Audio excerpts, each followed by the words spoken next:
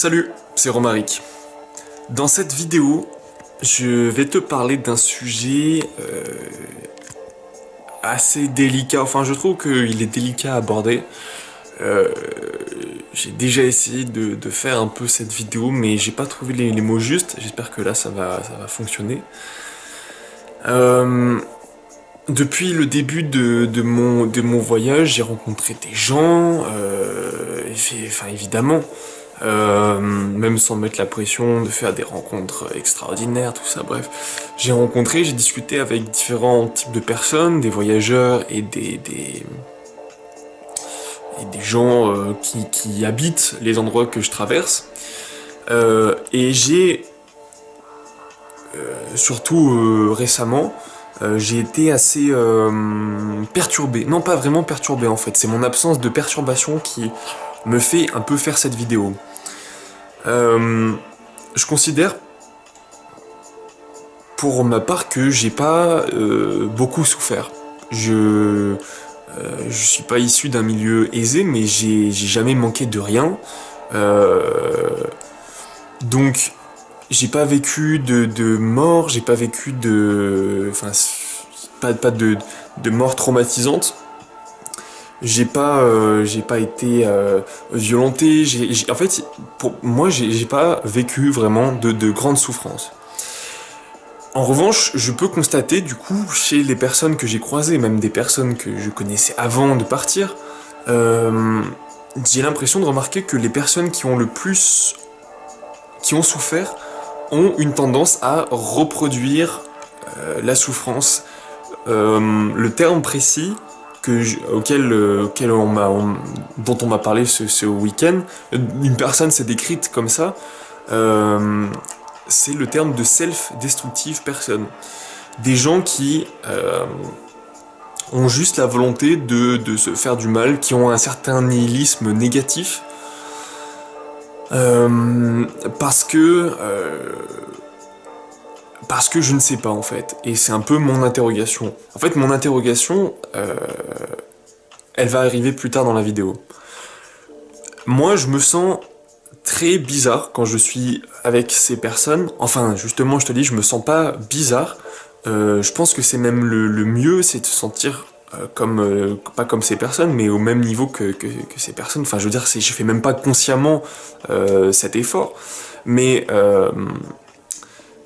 j'entends ces personnes raconter les passages douloureux qu'elles ont traversés, euh, ce qui justifierait leur action d'autodégradation, le fait de boire beaucoup, de tout essayer en termes de drogue, d'expérience, etc. Parce que, sans doute, il y a une recherche d'oubli de soi, une recherche d'abandon de ses souvenirs, le fait de se déconnecter, le fait de se dire de toute façon, fuck off, la vie, c'est de la merde, donc autant que je continue à le faire. Et ça, moi qui n'ai pas assez souffert, j'ai du mal à le comprendre. En fait, c'est ça mon interrogation, c'est que je comprends pas pourquoi quelqu'un choisirait volontairement de reproduire des situations, de reproduire des situations douloureuses, alors que on a déjà accumulé une certaine somme de souffrance dans sa vie.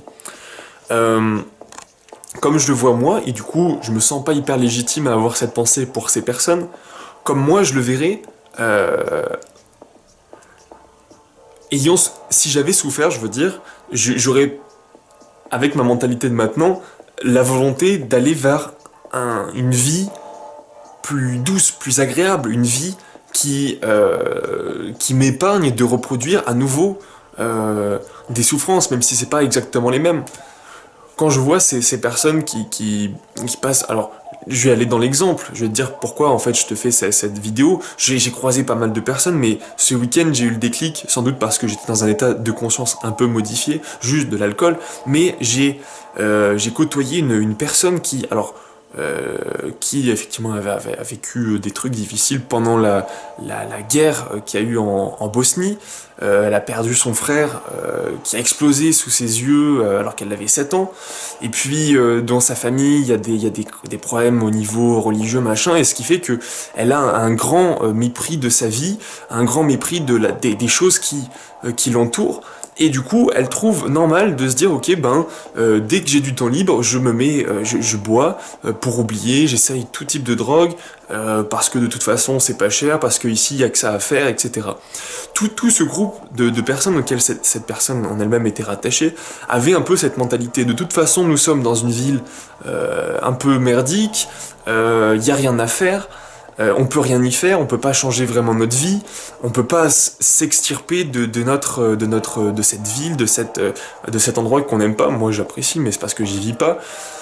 Et j'étais là à me dire, mais si tu dépenses pas cet argent dans l'alcool, dans des drogues, etc., si t'investis peut-être dans, je sais pas comment, mais le temps que tu as disponible, le temps où tu travailles pas, tu le mets peut-être à contribution pour t'ouvrir des nouvelles portes, te créer des nouveaux types d'espoir, alors peut-être que tu vas pouvoir t'en sortir. Mais évidemment, si tu œuvres pas à sortir de la situation dans laquelle t'es, eh bien oui, ta vie restera comme ça, et peut-être même qu'elle va empirer, tu sais, on croit qu'on reste au même niveau, mais on est déjà en train de diminuer. Alors que la vie, c'est apprendre des nouvelles choses. Et ok, peut-être que essayer toutes les drogues, c'est acquérir des nouvelles expériences. Peut-être que boire et se faire des mémoires alcooliques, c'est se faire des expériences. Mais à long terme, qu'est-ce que ça apporte? Est-ce que ça va t'extirper de ton mal-être? Ça, c'est les questions, c'est les interrogations que j'ai parce que moi, je me sens j'ai pas vécu ces choses difficiles.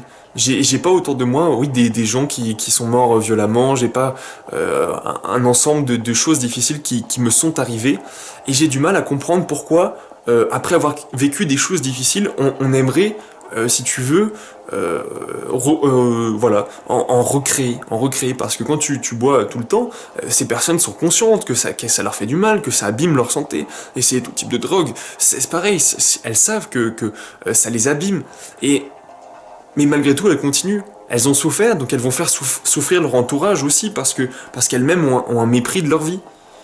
Mais si tu faisais pas ça, si tu faisais pas des actions qui te nuisaient, euh, alors peut-être que tu pourrais te projeter vers un avenir plus radieux. Peut-être que tu pourrais offrir, même pas à toi si tu te méprises, mais peut-être que tu pourrais l'offrir à ton entourage, justement. Peut-être que tu pourrais l'offrir à d'autres personnes. Moi, je connais des gens qui ont vécu certaines souffrances et qui préfèrent s'occuper des autres, qui préfèrent s'abandonner dans du social, dans du caritatif, dans des trucs comme ça, parce que c'est une manière aussi de pas penser à soi-même. Parce qu'en fait, le pire quand on n'a pas souffert, c'est que on n'a pas le droit de se sentir dans le malaise, en fait.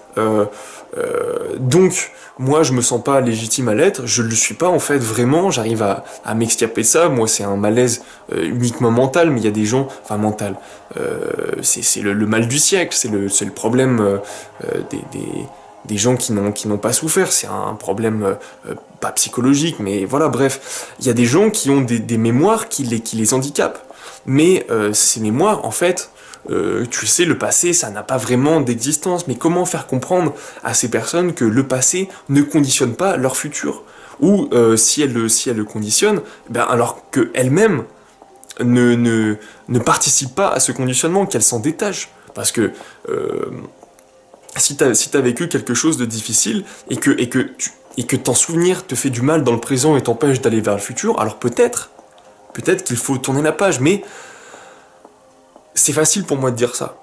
C'est facile pour moi parce que les choses qui me sont douloureuses, mais c'est des petites douleurs par rapport à apparemment ce que vivent d'autres personnes. Pour moi, moi, j'ai rien de terrible à affronter, donc c'est facile pour moi de me projeter dans le travail, de me projeter dans autre chose, de me projeter vers les autres, pour pas penser à moi, pour pas penser à ce que je ressens, mais est-ce que pour quelqu'un qui a vu des membres de sa famille mourir, qui a vu ses amis mourir, enfin bref, tu vois, ce genre de choses, est-ce que c'est aussi facile? Est-ce qu'on peut se dire, ok, j'arrête d'y penser, j'arrête de penser à ce qui m'est douloureux et je me projette vers un avenir plus sympathique, un avenir où je suis pas limité par ce que le passé m'a infligé, entre guillemets.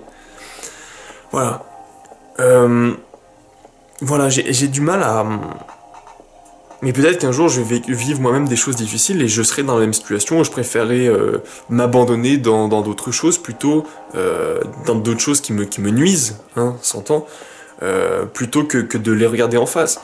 Pour l'instant, c'est pas le cas, donc j'ai du mal à comprendre pourquoi, après avoir vécu des choses difficiles, quelqu'un chercherait à s'infliger encore plus de souffrance. Voilà. Pourquoi quelqu'un choisirait de reproduire tout le temps les mêmes... pas des erreurs, mais si tu veux, quand tu sais que tu fais des blackouts tous les week-ends et que t'as mal au foie, que ça te vieillit la peau, que ça te dégrade, enfin bref, c'est pas une bonne suite. Je sais pas, ça paraît pas constructif de refaire tout le temps les mêmes choses qui vont tout le temps te refaire souffrir. Voilà. C'est mon interrogation. Si t'as des remarques là-dessus, parce que oui, c'est un sujet sensible, parce que je suis pas tellement légitime à en parler dans la mesure où moi-même j'ai pas, voilà, je te l'ai dit, j'ai pas vécu des choses très difficiles. Peut-être qu'il y a des choses que je comprends pas vis-à-vis de ces situations.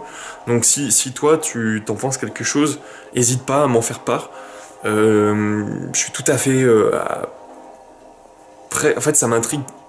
C'est pas du voyeurisme, mais ça m'intrigue. J'ai envie d'aider ces personnes, mais quand je discute avec elles, quel levier je peux employer? Je peux pas comparer avec ma vie. Je peux pas dire moi non, moi aussi j'ai vécu ça et j'ai réussi à m'en sortir. Non, parce que mes souffrances, c'est des petites souffrances de merde. Alors que ces gens ont vécu des trucs très difficiles. Donc comment leur dire arrête et va vers quelque chose qui te construit, quelque chose qui te fait du bien. Comment? Comment? Voilà, je te laisse sur cette grande interrogation. Et je te souhaite beaucoup de belles choses et je te souhaite de te projeter vers des trucs qui te font du bien également. Voilà, salut.